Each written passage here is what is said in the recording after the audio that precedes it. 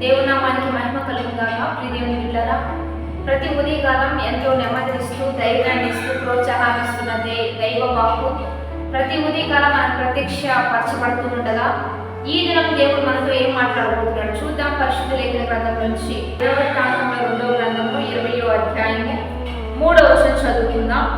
అందుకు యెహోషాపాతు భయపడి యెహోవా యొద్ద విచారించుటకు మనస్సు నిలుపుకొని యూదా అంతటా ఉపవాస దినము ఆచరించవలనని చాటింపగా.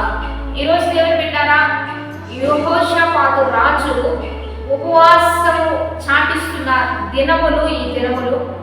ఈరోజు దేవుడు మనతో మాట్లాడుతున్నాడు. ఏమని మాట్లాడుతున్నాడంటే, ఒక ఉపద్రవం యెహోషాపాతు రాజు మీదకి వచ్చినప్పుడు యెహోషాపాతు భయపడి యెహోవా యొక్క విచారణకు మనస్సు నిలుపుకున్నట్లుగా మనం ఇక్కడ చూస్తూ ఉన్నాం.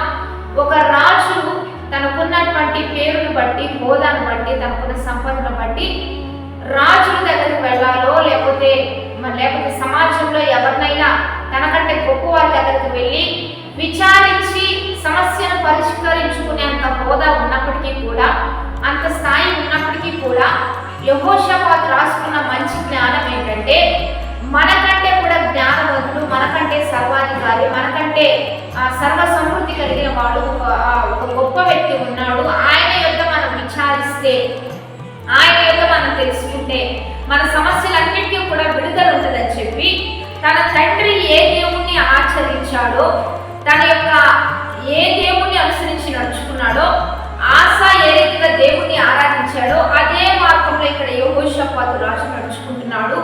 అతన్ని బట్టి తనకు ముందున్న దావీదు కానీ, సొలొమోను కానీ వీళ్ళంతా కూడా దేవుణ్ణి అనుసరించి నడుచుకోవడానికి గల కారణం, వారి పితరులు ఏ దేవుణ్ణి ఆరాధించారో, ఏ దేవుని మీద ఆధారపడ్డారో, ఏ దేవుని యొక్క విచారణ చేశారో అదే దేవుని యొక్క విచారణ చేసి వారి జ్ఞానాన్ని పక్కన పెట్టి, బలమును పక్కన పెట్టి, హోదాను పక్కన పెట్టి యెహోవా యొక్క విచారణ చేయగా వారికి పరిపూర్ణమైన బహుమానంతో, ఒక విషయంతో దేవుడు నింపుతున్నట్టుగా మనం ఇక్కడ చూస్తూ ఉన్నాం. కనుక ఈరోజు దేవుని బిడ్డలారా, మీ స్థాయిని బట్టి, హోదాను బట్టి, పదవిని బట్టి, పలుకుబడిని బట్టి, మీకున్న డబ్బును బట్టి, మీ పేరు ప్రఖ్యాతిని బట్టి జ్ఞానం సంపాదించిన విజయం మాత్రం దేవుడు మనకి ఇవ్వాల్సిందే, దేవుడి సహాయం చేయాల్సిందే, దేవుడు సమకూర్చాల్సిందే. అందుకని ఈ రోజుల్లో ఎన్ని మనకున్నా ఉపవాస దినం అనేది శ్రేష్టమైనది, అది ఆశీర్వాదకరమైనది. దాని ద్వారా దేవుడు మనకు సహాయం చేస్తాడు. ఇక్కడ యెహోషాపాతు రాజు కూడా ఉపవాసాన్ని ప్రకటించి ఒంటరిగా ఉండట్లేదు, కానీ ఆ దేశమంతా ప్రకటించాడు. అందరితో కలిసి దేవుని సన్నిధిలో ఉపవసించి యెహోవా యొక్క విచారణ చేసి తెలుసుకుందాం అంటే, రాజు కూడా తగ్గించుకునే మనసు, రాజు కూడా మందిరంలోనికి వెళ్ళాలి, అందరితో కలిసి ఆరాధించాలి. అందరూ ఏ దేవుని ఆరాధిస్తున్నారో అదే దేవుని నేను కూడా తగ్గించుకొని ఆయన ప్రవక్త నోట ఏ వాక్కు వస్తుందో అది విచారించి తెలుసుకోవాలనే మంచి మనసు యెహోషాపాతు రాజుకుంది. కాబట్టి యెహోషాపాతు రాజు వలన కొన్ని పట్టణాలు దేవుడు కట్టించాడు, కొంత విజయము, కట్టని పురములు కట్టిస్తాడు. అద్భుతాలు అక్కడ జరిగించబడడానికి గల కారణం దేవుని యొక్క విచారణ చేసి జీవితాన్ని తెలుసుకున్నాడు. అందుకనే ప్రవక్త ద్వారా దేవుడు మాట్లాడతాడు, రాజా భయపడొద్దు, అధైర్యపడొద్దు, చెయ్యొద్దు, మీ పక్షంలో యుద్ధం చేయడానికి నేను వస్తున్నా, విజయం మీది అన్నట్లుగా ఈరోజు దేవుడే మనకు సహాయం చేయాలి.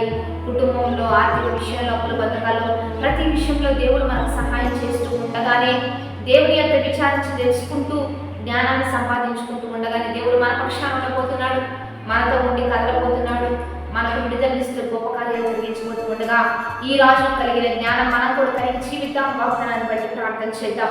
పరిశుద్ధుడా, మహోన్నతుడా, గొప్ప దేవ, ఈ దినము యెహోషాపాతు రాజు వలె మాకు వస్తున్న భయంకరమైన వ్యతిరేకతను బట్టి, శోధనను బట్టి, ఇబ్బందులను బట్టి మేము కూడా ప్రభా నీ సన్నిధిలో తగ్గించుకొని ప్రజలందరితో కలిసి నేను ఆరాధించే గొప్ప ధన్యత, జ్ఞానం మాకును అనేక బిడ్డలకు దయచేస్తూ నీ నామ మహిమార్థంగా మాకు కూడా ఒక మంచి ప్రవచన వాక్కులు ఇస్తూ మా జీవితాన్ని ఒక దీవెనకరంగా, ఆశీర్వాదకరంగా మీరే మారుస్తూ నీ నామాన్ని మహిమ తెచ్చుకోమని ప్రభువైన యేసు నామం పేరిట అడిగి వేడుకొని ప్రార్థిస్తూ నామ గొప్ప తండ్రి, ఆమేన్.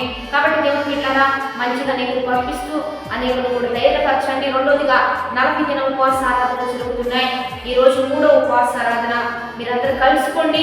మరి ఈ యొక్క JPM చర్చ్ మినిస్ట్రీస్ యొక్క చర్చి ప్రాంగణంలో ఈ ఆరాధన ఎన్నో ప్రార్థనలు, విజ్ఞాపనలు జరుగుతూ ఉన్నాయి. కాబట్టి మీరందరూ కలుసుకోండి. మనందరం కలిసి దేవుని నామాన్ని మహిమ కలుద్దాం. ఆమేన్.